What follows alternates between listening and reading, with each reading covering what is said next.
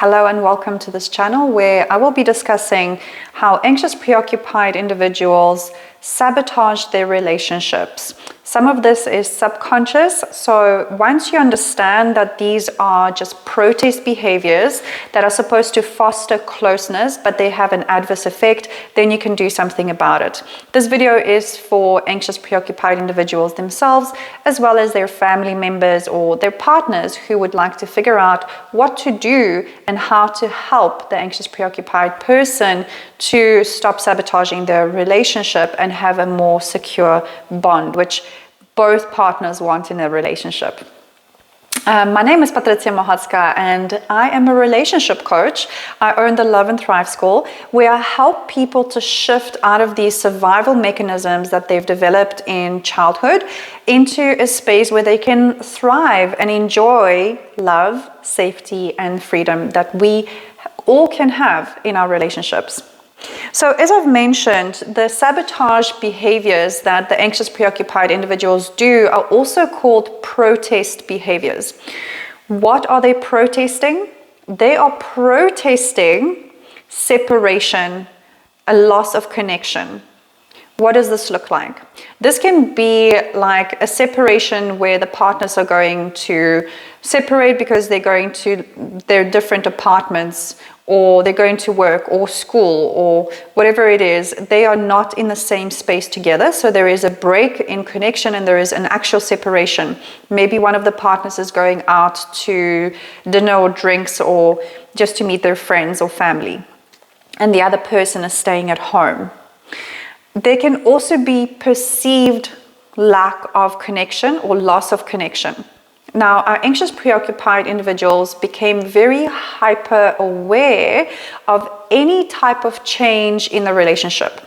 And when their partner is a little bit distant, maybe they are thinking about work or their own issues or just zoning out like all of us do, the anxious partner might see that as a loss of connection, and then they will try to regain that connection. Now, regaining that connection is not the problem. Seeking the connection is not the problem. The problem arises with the behaviors. Somewhere along the line, anxious, preoccupied individuals have learned that they cannot just stand up for their needs and say like, hey, I see that there is a little bit of disconnect, or I see that you have something on your mind, what's going on? This is a secure way of discussing an issue. And also a secure person would say something like, I would really love to reconnect with you when you have some time. How does that sound to you? And get the feedback from their partner. Now, the anxious person has learned, maybe somewhere through childhood, that it's not okay to address matters head on and to vouch for their needs. So what they would rather do is try to use different tactics. And if you've listened to my previous videos, I have also mentioned that attachment, insecure attachment, is a set of strategies that we learn to survive our childhood environment. This is why I always talk about how we can shift from surviving to thriving.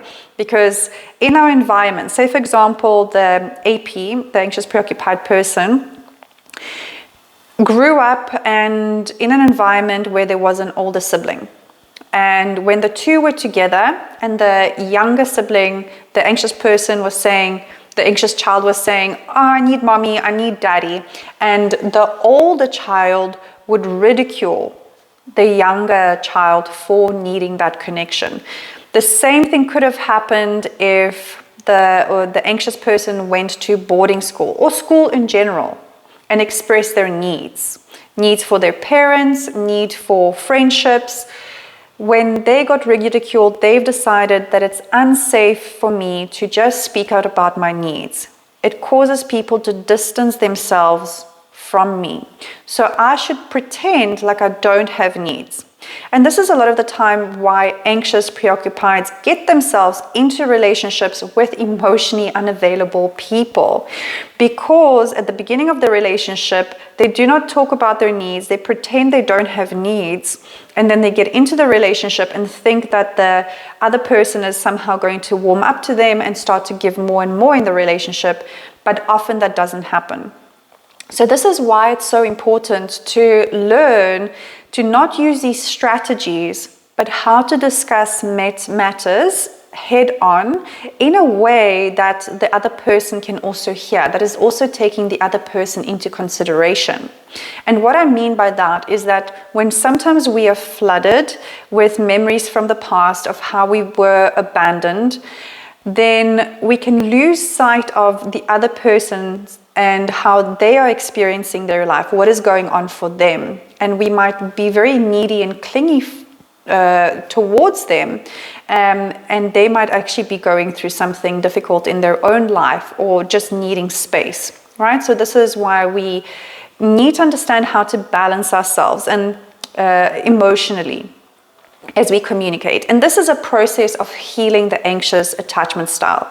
Now, before I give you these 10 points of how the anxious preoccupied sabotage themselves, I also just want to mention that these protest behaviors are trying to create connection, but they are just not working. Maybe they worked somewhere along in childhood, like maybe if the anxious preoccupied person in childhood, again, that small child with the older sibling scenario, if the small child distanced themselves, maybe the older child would come and play with the younger child, all right?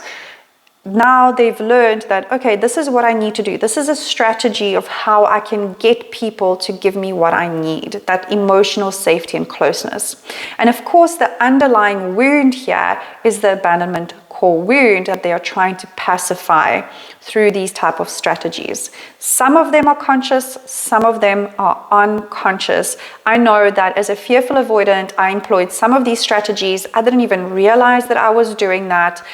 Now that I look at it, I'm a little bit embarrassed, maybe sometimes a lot embarrassed, but I've learned how to forgive myself, because we can only do better once we know better, right? We were unconscious at a stage, so we really cannot blame ourselves for what we did when we were living through our survival patterns. That's very important. So I hope that when you are listening to this as the anxious person, that you can find a lot of compassion for yourself. And if you are listening to this as a loved one of an anxious person, also try to listen to it with ears of compassion and understanding that an abandonment core wound feels like life and death. All right, this video is already getting long, so I'm going to straight away get into it. So number one, it's very obvious: clinging.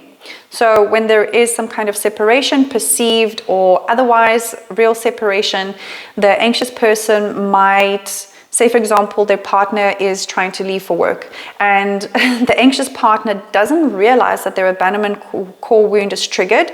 They just all of a sudden start talking to their partner, or start saying like, oh, just do this for me, or just do that for me, or just wash the dishes quickly, or just take out the laundry, or something like that, right? So they will try to delay the separation somehow, or obviously cling to the partner, not allow any separation. They protest when their partner wants to go out for drinks with their friends, or go to even see their family, or just go to the shops alone. I call this sitting on the partner like a golden egg, trying to make it hatch. I know I did this in my relationship. Anxiety, this abandonment core wound, can make us really do crazy things in relationships. So the clinging is a very obvious strategy that often pushes other people away, because other people then feel like I don't have any sense of freedom. And say, for example, there is this perceived separation or lack of connection when two partners are living in the same apartment. So say, for example, Matt comes home, this is my fiance, and he's feeling overwhelmed with work. He wants a home to be his safe space where he can come home and just chill out and also process his emotions. If I'm very anxious and any disturbance in his emotional field is going to trigger me, then he will not feel free and easy to be in that space. Okay, especially if he doesn't have a secure attachment style and he can't identify his feelings and what's going on, and we can't have a conversation about it, right? And this is usually where things blow up, because two people are being triggered into their core wounds. Okay, number 2 is seeking reassurance. Now for this, I saw this perfect reel. If you know who made it on Instagram and you've seen it, please credit them down below. This was about a couple who was lying on the couch and the girl just couldn't feel close enough to her boyfriend. And she just felt like she just couldn't fill up her cup. So she eventually lied on top of him. And my anxious people will know that sometimes you're in the arms of the person that loves you, or you're with your loved ones, and you still have that fear that the relationship is going to break up, that something bad is going to happen, that something bad is going to happen to the partner. Begin to become aware that this is your abandonment wound speaking. In those moments, what you want to do is tune into your body and start to breathe into what you're feeling. It's not going to feel very nice, okay? So you have to practice. What you can practice and look up on the internet is a video on titration of how you can go into the uncomfortable feeling, then get yourself out and in and out, okay? Or perhaps you feel a little bit of that uncomfortable feeling, then distract yourself and look externally at a wall and try to just pick a spot and describe the spot to yourself in great detail. These are presencing exercises and somatic exercises that will increase your capacity for feeling and feeling calm. Anxious, preoccupied individuals abandon themselves, okay, because they haven't learned how to really ground deeply into their body and have an embodied experience that feels safe. So they often get really frustrated with the dismissive avoidance and feel like a lot of people in their life are emotionally unavailable to them. However, the flip side of this is the shadow aspect of anxious preoccupieds is that they are abandoning themselves a lot of the time because they abandon how they are feeling. And it's imagine that your emotions are like a baby. And every time the baby cries, you just literally have the baby and say, oh, my partner must sort it out, or my parents, or my co-workers, or just somebody take the baby and pacify it because I don't know what to do with it. Okay, that is how we have our emotional core. We have to tend to the baby inside. Then the child, the inner child, starts being pacified. It stops being a feeling abandoned, and you start to feel calmer. And the connection that you start to get with your partner is going to feel like it's filling up. Right? Because before you start doing the inner work and really being present for your own emotional experience, it's going to feel like you're just an empty pit, like a bottomless well where people can just pour love into you, say the most beautiful things, but it just feels like it's going straight through you, like there's no bottom, there's not enough of love and validation that somebody can give to you, which is quite a scary feeling when we feel this kind of like hole in the soul. Which can also lead to addictions, right? But we're not going to go into there right now. So let's move on. Number 3. This, my friends, if you're the anxious, preoccupied individual, please stop this. I know I've done this as well. This is really harmful when we pretend to end the relationship. This usually happens when the other partner is quite stoic or cold and doesn't look emotional, and the anxious person or the fearful avoidant, similar traits can show up here, doesn't really want to end the relationship, but they pretend that they do, and often they will think that they do. So they will say to their partner, okay, this relationship is over because you're not giving me, you're not invested in this relationship as much as I am. I really love you. I'm showing up for you. I have no boundaries for you. I drop everything at the drop of, at your beck and call, and I'm always there. You're not giving back to me. I'm done with this. What they are actually trying to do is for their partner to show them some grand gesture of emotions. They want their partner to say, no, I love you, I care, I want to be with you. But if we think about it, when we push our partner away, or we push the people in our lives away, it's natural for them to go away because those are people who actually respect your boundaries. People who don't do that don't respect your boundaries. So it's like this mind game that nobody can actually win. And this can become a pattern in a relationship, because if you throw lovemaking into the mix, where the anxious, preoccupied individual pushes the partner away, the partner comes closer, and now they're making love, there is this heightened sense of reward for this type of behavior in the brain.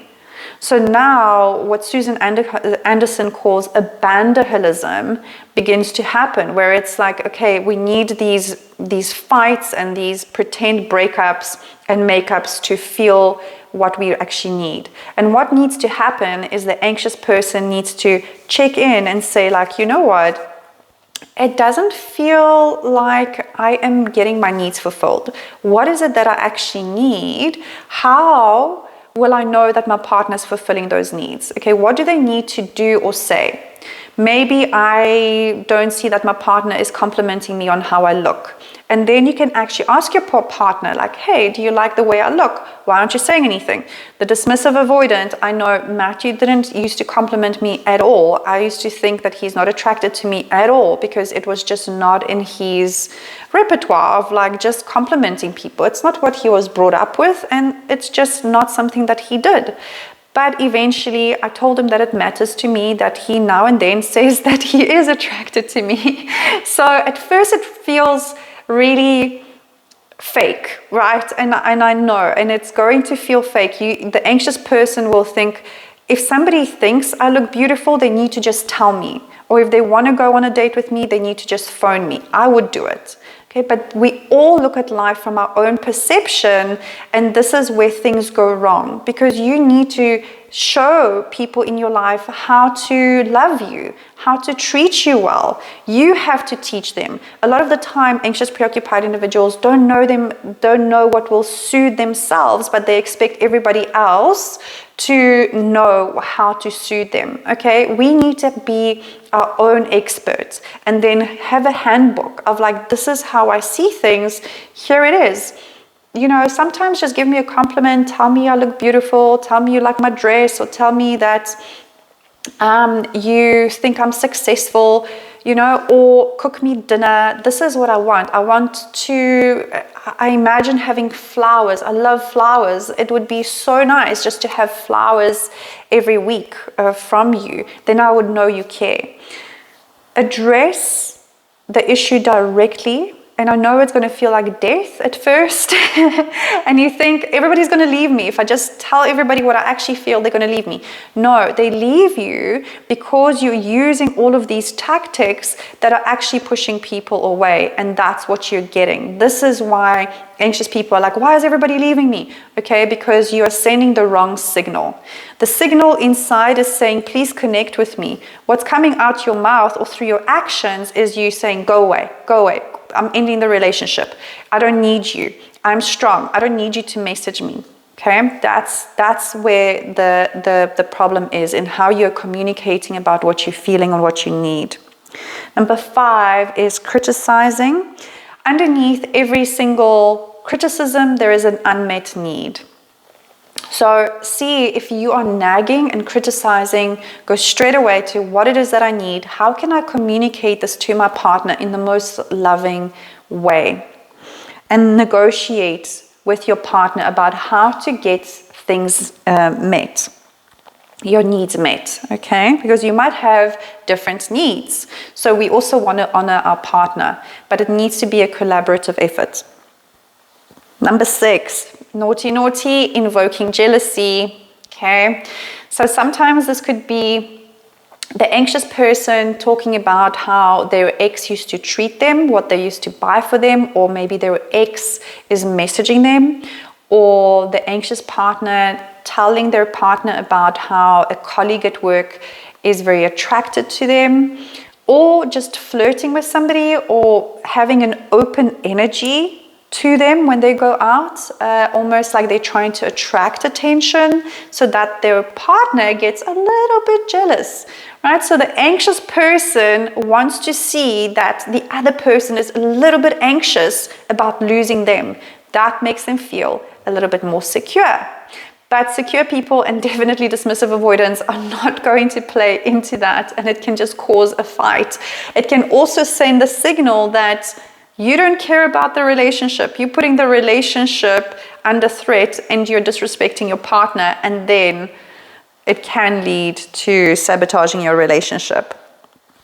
So instead of invoking jealousy, again, just communicate what it is that you need. 7, provoking arguments. And this can happen because, again, one partner can be very unemotional, or there's some kind of a feeling of disconnect. And the anxious person feels that disconnect and they want to connect again, but they are afraid to speak up about what it is that they really need. So instead, they start to criticize or poke at their partner. And remember, the anxious person will fear just saying like, hey, I really need connection. Could we spend some time just cuddling and having a beautiful time, right? This is more about being a secure person. We invite people into a connection, versus the anxious person has got so much negative programming about asking for what I need. So instead, they will just start to, oh, you don't love me. They will say something like a quip like that, or like, you always come home late. Okay, a little bit of criticism, the fight escalates, and now the couple starts to feel, or the two people involved, they start to feel that they're experiencing equal emotions. So that means or the similar emotions like frustration, anger, okay? Now, in a very peculiar way in our brain, this creates connection because we are feeling together.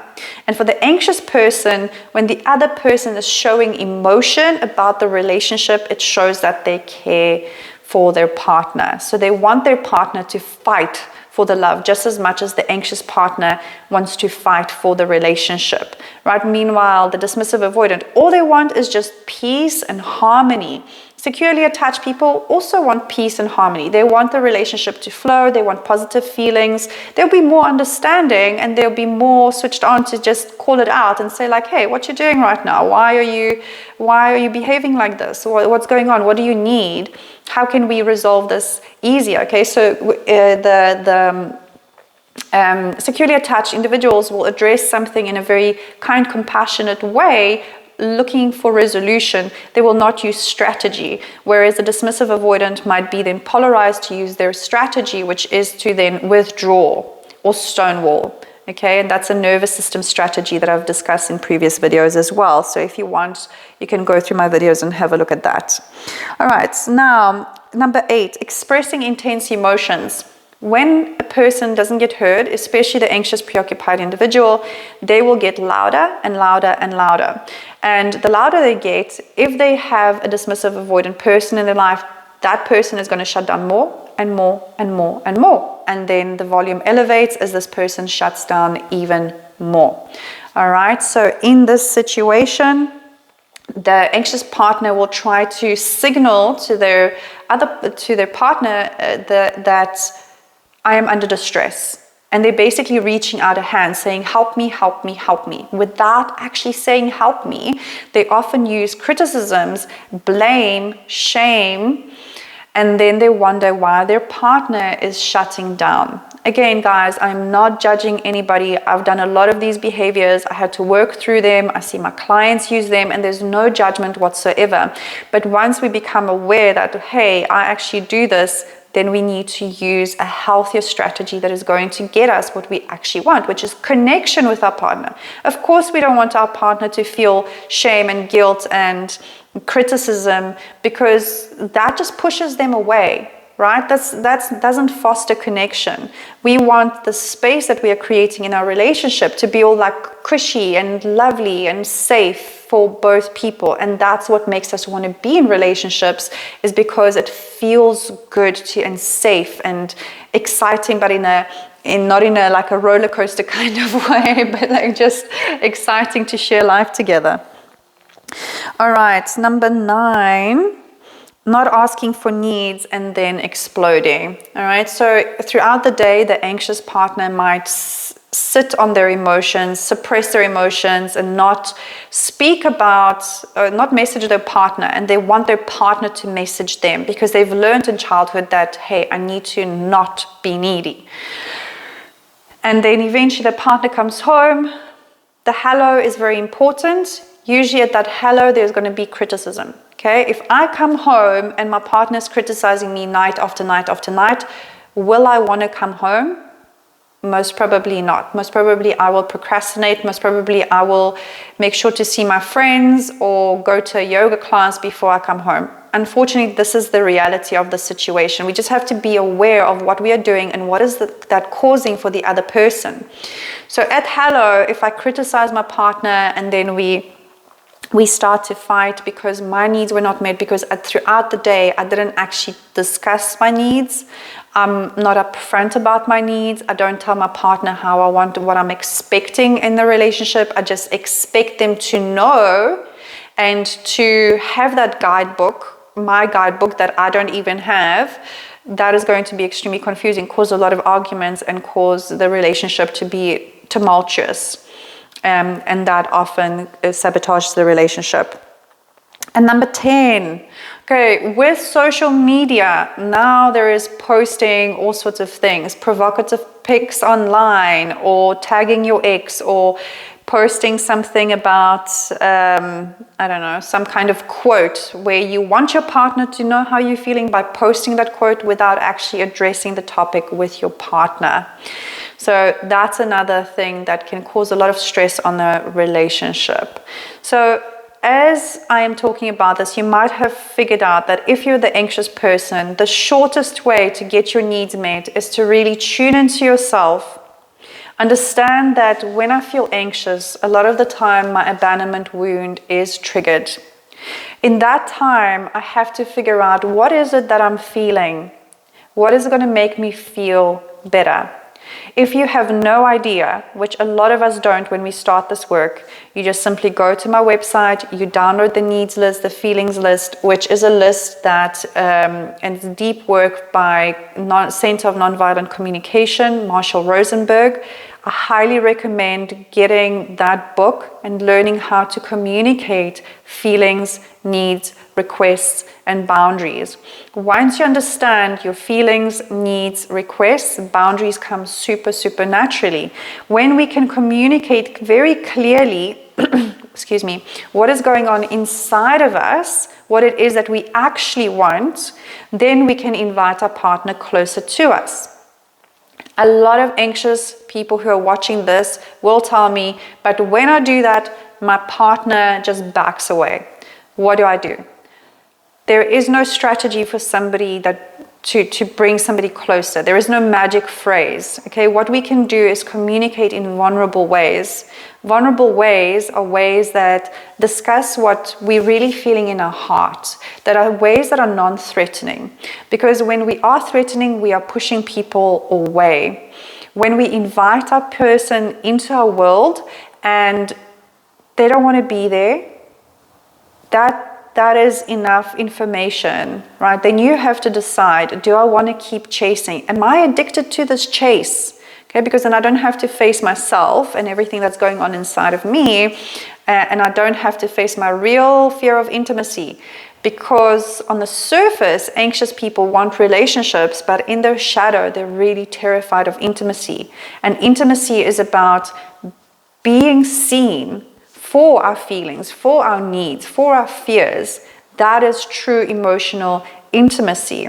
And anxious people are really terrified of that because they are terrified that they're going to be abandoned. If this sounds similar to the avoidant person, yeah, pretty much, right? So there's a lot of similarity between the anxious and the avoidant. Just they go about these strategies of how they're trying to keep themselves safe very differently. Okay, so now what do if you are a partner or a family member of the anxious, preoccupied individual? You try to address this with the most compassion and love, understanding that the anxious person is going through a nervous system reaction that makes them feel like they're going to just die, literally, okay? It triggers them into fight and flight. So you just say to them, reassure them and say, hey, I love you and you mean a lot to me. I want this relationship to work. And I can see that sometimes you do these things where you're trying to make me jealous or you texting your ex. And is that something that you're doing because you want attention from me? I would much rather you just tell me that you need me. I am here to hear about your needs. And then we can negotiate. I want to hear about your needs. I want to meet your needs. I might not always be able to be there in the capacity or the intensity that you need me to be because of work or, you know, my other commitments, but I want to be there. So how can we work it together that we can make an agreement that you're going to come to me when you have a need, and as best as I can, I'm going to be there. And when I cannot be there, we're going to have some kind of contingency plan, right? And you discuss it straightforward and you just reassure them as much as possible that you love them and you want them to be in your life and you want to work through this with them. And you can also just tell them that, hey, you know, if we remove all of these unnecessary fights from the relationship, we're going to have so much more time. We're going to have so much more romantic time. The relationship is going to feel so much better for both of us, and we're going to foster a place of love, safety, and freedom and thriving. I hope this helps you. Let me know any thoughts and comments below. Like always, thank you for sharing these videos. Thank you for liking and subscribing. And I'm going to see you in the next one. Big love.